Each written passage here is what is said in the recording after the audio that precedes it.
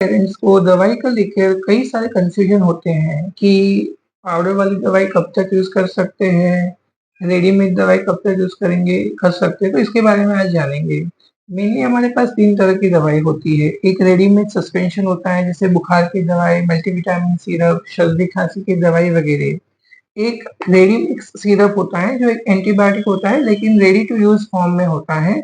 और तीसरी वाली जो दवाई होती है जिसे हम ड्राई पाउडर के रूप में देखते हैं, जिसमें एक बॉटल में ड्राई पाउडर दिया होता है और साथ में डिस्टिल वाटर दिया होता है जिसे हमको घोल के दवाई बनानी होती है।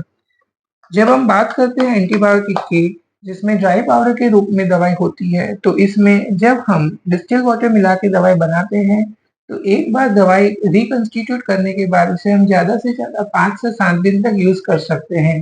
यदि 5 से 7 दिन के बाद दवाई बच गई है, तो उसे आपको डिस्कार्ड कर देना है, आपको नई बॉटल परचेज़ करनी है और ये दवाई आप 5-7 दिन के बाद नहीं यूज़ कर सकते हैं।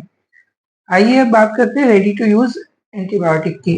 यह दवाई भी ऑलरेडी रिकंस्टिट्यूटेड फॉर्म में आती है जो रेडी टू यूज़ होती है, लेकिन यह दवाई भी एंटीबायोटिक होने की वजह से 5 से 7 दिन में खराब हो जाती है, तो 5 से 7 दिन के बाद आपको इसको डिस्कार्ड कर देना है।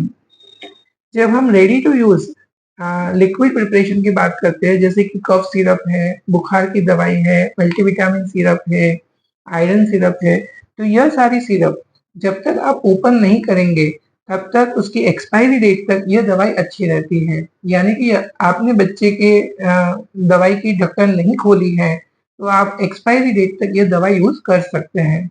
लेकिन आपने यदि एक बार दवाई का ढक्कन खोल दिया है, उसमें से 1-2 खुराक बच्चे को दवाई का दे दिया है, तो वो दवाई आप ज़्यादा से ज़्यादा 1 से डेढ़ महीने तक यूज़ कर सकते हैं।